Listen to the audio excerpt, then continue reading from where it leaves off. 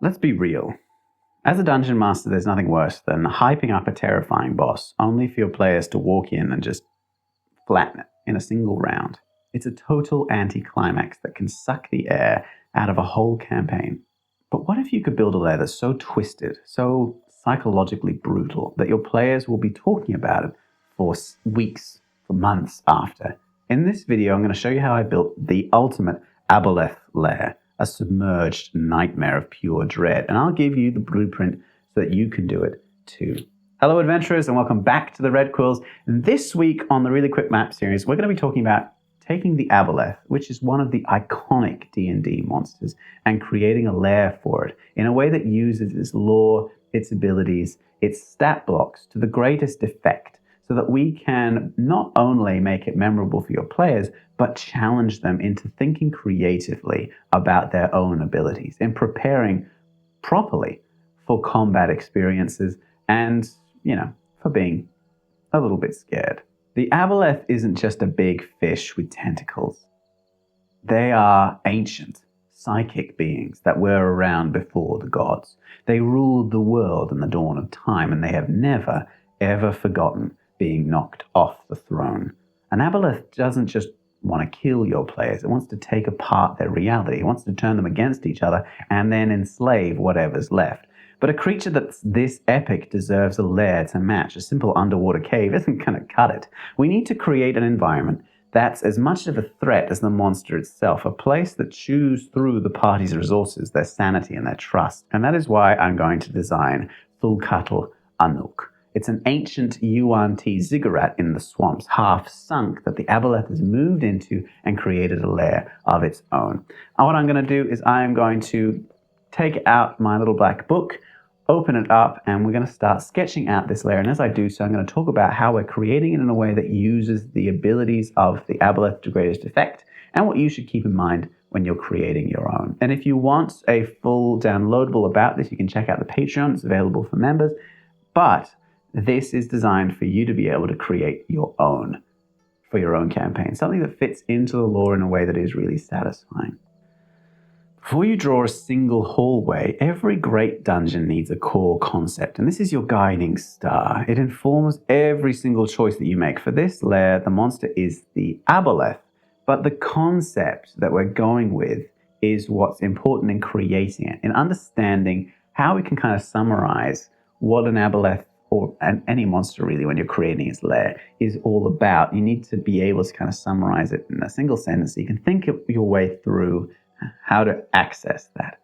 Now, in D&D lore, the Aboleth are a race of ancient aquatic amphibious creatures that ruled the world before the gods. They were overthrown by the gods, but they are incredibly intelligent. And more than that, they have a perfect memory. Whenever an Aboleth breeds and creates more Aboleths, or if it is temporarily killed and its spirit goes back to the elemental plane of water or the far realms to reform, depending on the generation that you're using, it will recall everything that every Aboleth has known since the dawn of time.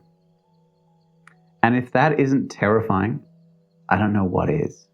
So not only do they have their home environment be something that's toxic to the players, and underwater isn't great for anyone that doesn't have a swimming speed, they are also very, very aware of how to use the history of the world and the history of the gods and their knowledge of magic to greatest effect, which is why our theme here is drowning in secrets. And this works on two levels. First, the literal. The lair is a sunken ziggurat where the threat of drowning is constant. Second, and way more important, the metaphorical. The Aboleth is a master of psychic warfare. It can pluck secrets and desires right out of people's heads. Its weapon isn't its tentacles, it's what it knows about the players. So, why an Aboleth? Why would you use one for your campaign? They are a CR10 creature, and they're perfect for this kind of horror. Aboleths have perfect ancestral memories, meaning they remember their own lives and the lives of every ancestor before them. They remember a time before the gods, when they were the master. And this gives them an ego the size of a planet and a deep cosmic grudge. They don't see your players as heroes. They see them as escaped property that needs to be reclaimed. And that's where the UNT ziggurat fits in perfectly. The Yuan-Ti were humans who tried to become gods themselves through profane rituals, turning into serpent people. And a sunken temple of theirs gives us this layered history, a place of forgotten evil, which is now home to an even older one. And the walls might have carvings describing rituals to cure curses, which is a fantastic, bitter irony for a place now home to a creature that dishes them out. So step one is to pick a strong theme, and Drowning in Secret sets the stage perfectly for this aboleth. It gives it a unique home with a story that's all of its own. It's not just a cave, it is a step-by-step living nightmare. As you go further and further in, you become more and more detached from reality. You move into the reality that the aboleth wants, the one that it remembers from the time before the gods. So, how do we do that? But before you do anything, you have to remember that an aboleth, which is a base aboleth, the basic stat block without changing it at all, has an intelligence of 18 in D&D 5e lore, which means that, in all probability, it's smarter than your players are. Not only that, it knows pretty much everything that is accessible to the average person, and a great many things from the dawn of time. It will have connections throughout the other planes of existence. It can telepathically communicate with its minions. It can pluck desires and secrets out of other people's heads. So if it has had time in this environment, even if it didn't know anything about what the current time period is like, it soon will. So we want to be able to use that and use its intelligence in a way that makes sense. The first thing we're going to do is make a decoy lair, or two. Because the aboleth is very possibly cleverer than not only any of your players, but anyone they've ever met. Why would it have designed a straightforward welcome for anyone that came calling? For this lair, I made it with two much easier to find decoy lairs, one filled with hostile creatures that the aboleth pushed in there to eat intruders, and the other simply filled with traps. And the main lair is an underwater entrance on the side of the ziggurat. If you make two decoy lairs easy to be found, and you fill them with traps or hostile creatures or hostile environments, then you're going to weaken the players before they even rock up, particularly if the aboleth has someone watching that lair to see if anyone comes in. It gives the players something to immediately go to, and it shows them that they're dealing with something that's quite clever. They're going to have to become a little creative in order to beat the aboleth at its own game. So let's build the actual lair itself. The environment shouldn't just be a backdrop. It should be its own enemy, really. And for my lair, I've designed a 7-chamber ziggurat, but you could also create your own variation of it, and even a mega dungeon, that as you move further and further in, it does become more and more unreal, obeying the laws not just of the material plane, but of the far realms as well. And that, as a mega dungeon, I think would be a really, really interesting idea. But for this purposes, because it's a really quick map, it's only a 7-chamber system, and each of them works according to a different strength and lore tidbit of the aboleth. So let's get into it. First is the underwater entrance. The party finds the ziggurat's peak sticking out of a murky underground lake in the middle of a marsh. The only way in is down. And this immediately throws all sort of fun underwater exploration at them. Vision is terrible. It creates paranoia. Light sources are dimmed. Movement is difficult terrain for anyone who can't swim. Underwater combat puts most adventurers at a huge disadvantage. Melee attacks are mostly at disadvantage. Ranged weapons are basically useless. That firebolt the wizard loves, any submerged creature will resist the damage. Just getting inside is a puzzle that will cost them. And it's the perfect environment for the aboleth, so it uses that strength against the players immediately. Next up, the guard chamber. After that swim, the party enters the first dry area, and I use the term loosely. There's a large pool in the middle, and every surface that is in here is slick with supernatural mucus, a regional effect from the aboleth that creates difficult terrain. This chamber is patrolled by the aboleth's thralls, but we're not using generic guards. We're going to be using enslaved Yuan-Ti to fit the temple's history. You could even throw in some classic aboleth minions like Scum if you're feeling nostalgic, though they aren't officially in the 5e or the 2025 Monster Manual. But still, diving through old versions, old editions of D&D in order to get ideas has never led me astray so far. You just have to adapt it for current stats. And seeing these former people, their minds totally gone, is a grim preview of exactly what could happen to the party. They fight their way through the minions, the echo of what they could be if they lose this fight, and they come to an environmental puzzle, the Whirlpool. Deeper in, a central chamber is dominated by a massive, swirling, churning whirlpool that connects the ziggurat's levels. And the water might rise and fall erratically thanks to the Aboleth Lair actions. The party can't just swim across even if they do have a swimming speed. The current is way too strong. And again, we're using the natural strength of the Aboleth to the greatest advantage. It has a strength score, again, basic stat block, of 21. You could make it very easily that only a creature with a strength score of 18 and above, even with a swimming speed, can make it across the whirlpool easily. The Aboleth can turn it off or turn it on as it likes. It has complete control over the lair. It has a knowledge of how to use artifacts and magic and its own abilities to the greatest extent inside this environment. So why not use that against the players? Why not be a little bit mean? So these three spots, the underwater entrance and then the guards and then the whirlpool, show our main principle. The environment is a weapon. By using underwater rules and difficult terrain and puzzles, you can chip away at the party's resources and their nerve. They'll show up to the final fight feeling beaten down and paranoid, which is exactly how we want them. Because a boss is only as scary as its crew. The minions in your lair should do more than just block hallways. They should reinforce the theme and tell a story about the Aboleth's power. For our lair, we need creatures that scream psychological horror. The key to the Aboleth's power is its ability to dominate minds. It doesn't hire guards, it rewrites their personalities. According to the new 2025 rules, this ability is now called Dominate Mind. The Aboleth can only use it twice per day, and it has to stay within 60 feet to give direct commands, although the charmed effect is permanent until cured. And that limitation just makes it scarier.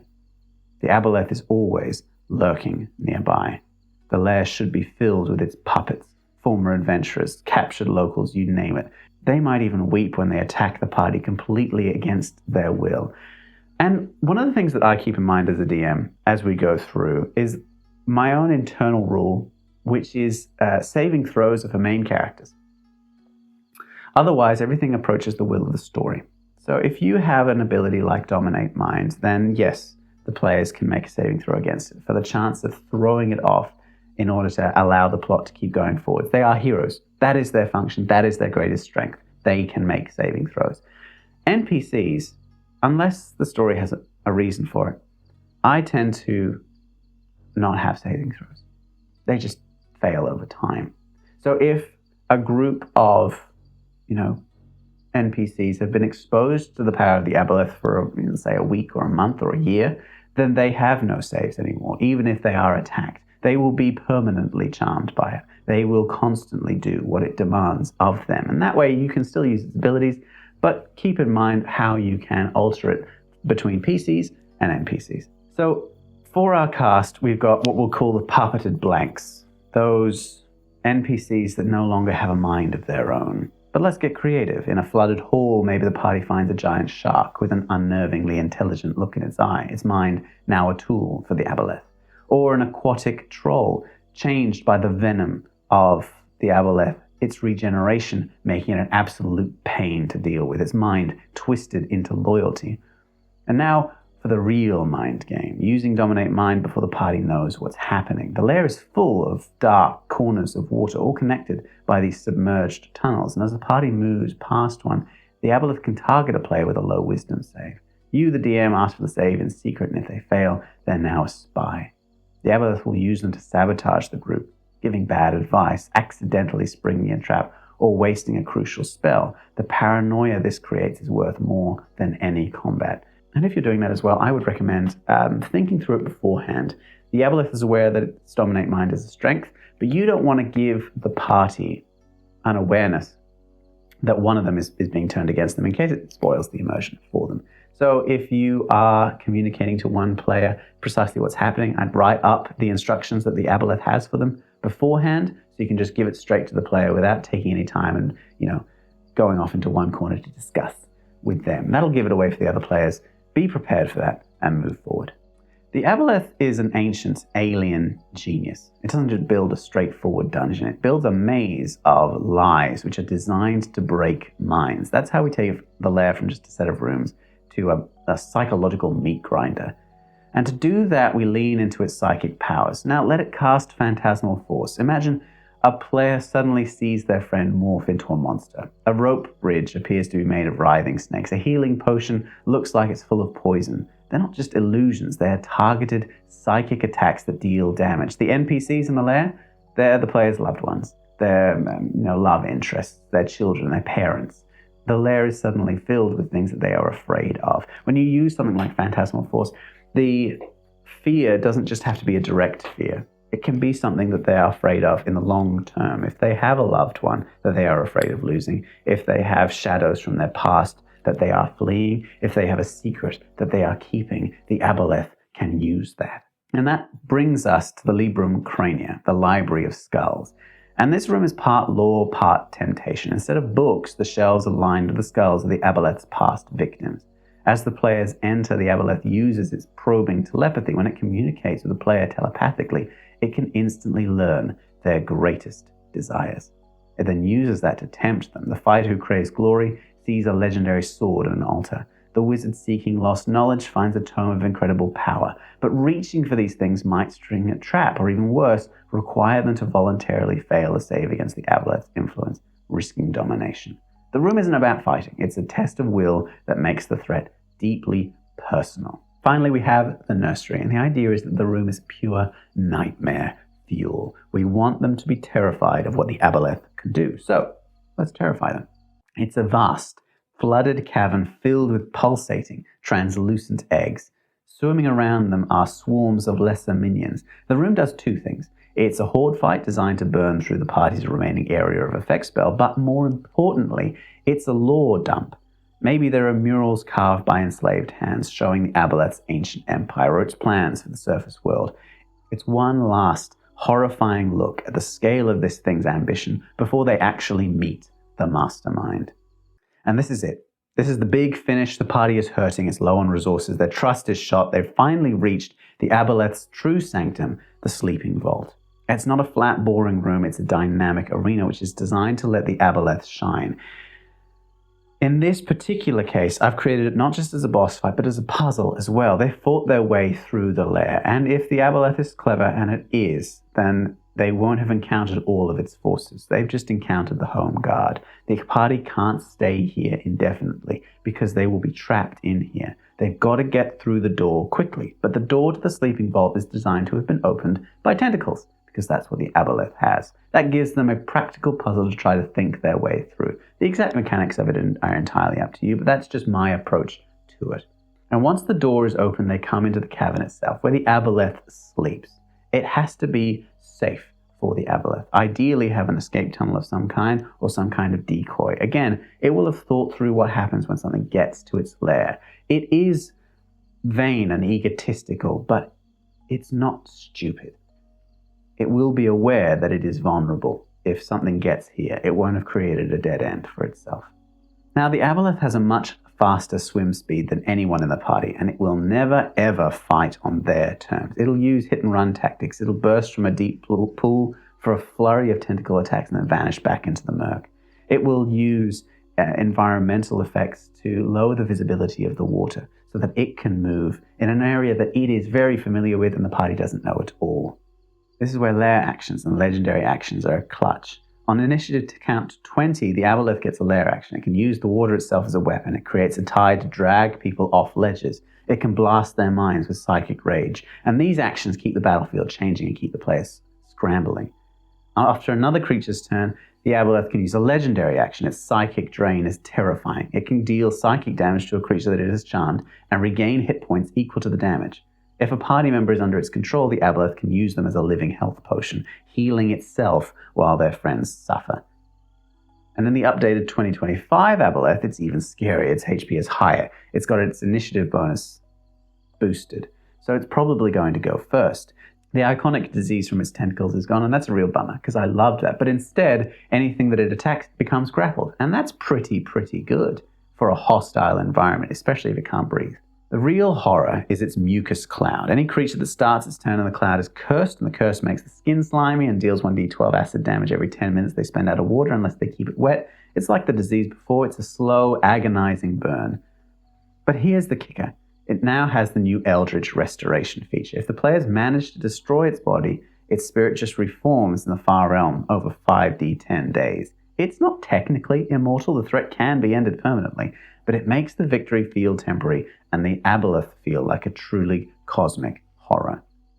And the strategy here, as when you create any monster lair in which they have thought their way through and you want to use the environment, is that the Aboleth is aware of that. It uses everything to its advantage. Not just its stat blocks, its legendary actions, its lair actions, its knowledge, but it uses its minions, its environmental advantages, its own strengths, and the party's weaknesses. They all come together so that it can really harangue them. It's CR10 on the label, but you can make an Aboleth a challenge for a very high level party if you plan things right and if the Aboleth knows what is going to happen. It doesn't want an out-and-out fight because that's too risky for a criminal mastermind. But even if you do, it'll just reform. It won't have lost anything in the long term.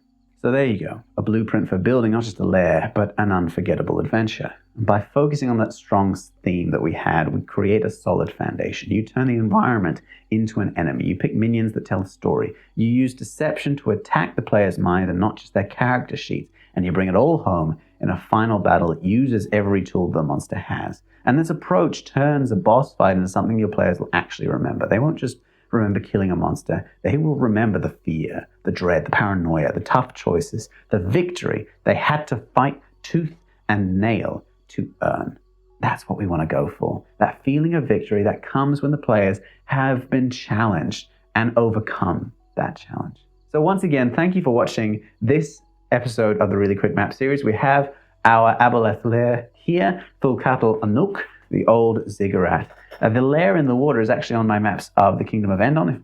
If you wanted to check that out in the world, I'll be updating it soon on the wiki and in the atlas. But let me know what you think of this Aboleth Lair. Am I using it to its fullest extent? What would you do to make it a little bit more interesting? Do you hate Aboleths? Tell me all about it in the comments. I wanted to thank my supporters on Patreon and YouTube members. I couldn't do this without you guys. If you enjoyed this video, if you disagree with this video, if you want to have more of a discussion, if it made you think at all, hit that like and subscribe button. Help me get this video out to the wider community. Comment below what other monsters you would like me to do in future. I read every single comment and try to make the videos about what you guys want to see in future. So, thank you again for watching, and I will see you next week for our next episode of the Really Quick Maps series. In D&D lore, no. Aboleth. Ziggurat. Aboleth. Because they changed it, didn't they? They changed it in the new 5e.